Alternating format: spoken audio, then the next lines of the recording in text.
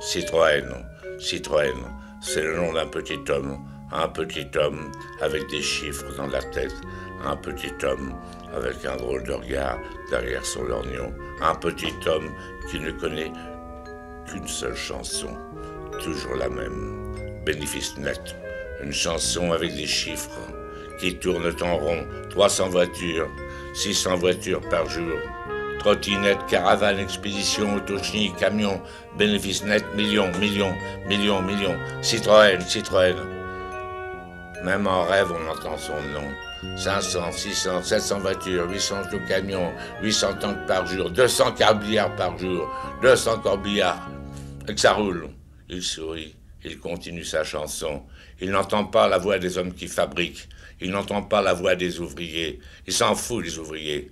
Un ouvrier, c'est comme un vieux pneu. Quand il y en a un qui crève, on n'entend même pas crever.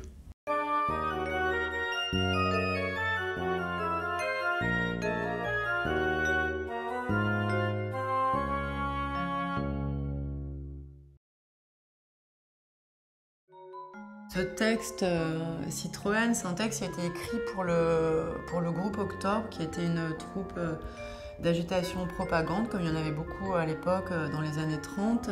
Et c'est vraiment après cette grande crise épouvantable de 29, vraiment c'est des conditions de travail atroces. Donc c'est le moment où il y a vraiment une conscience sociale et les gens n'en peuvent plus.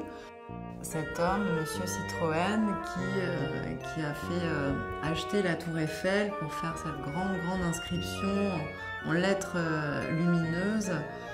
C'est pour ça que mon grand-père dit comme une lanterne du bordel capitaliste, où il y a Citroën comme ça qui brille dans la nuit, de cet homme qui va au casino et qui n'entend pas la voix des ouvriers.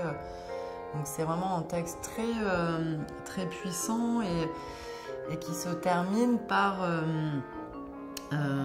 mordre, faire la grève. C'est vraiment un brûlot.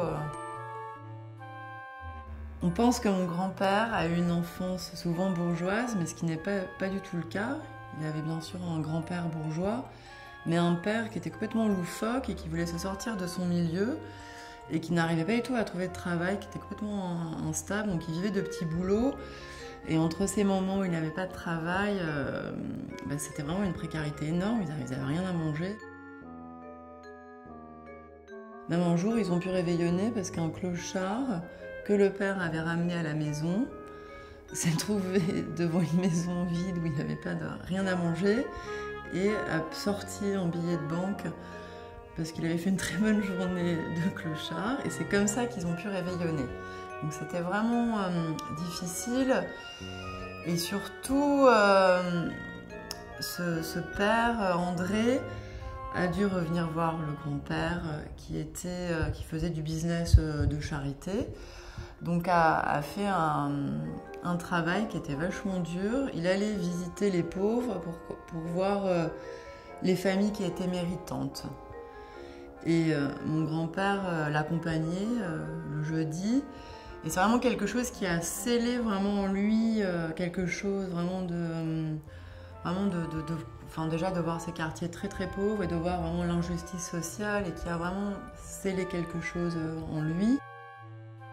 Et ce texte résonne maintenant, là, dans notre époque, est complètement incroyable, avec des écarts de richesse vraiment énormes, des mondes qui ne se côtoient plus, vraiment une obscénité de l'argent, cet argent roi qui écrase tout, qui prend tout. Dans ce texte aussi, il parle du préfet qui mange dans la main, de Monsieur Citroën, des journaux, etc., tout ça. Et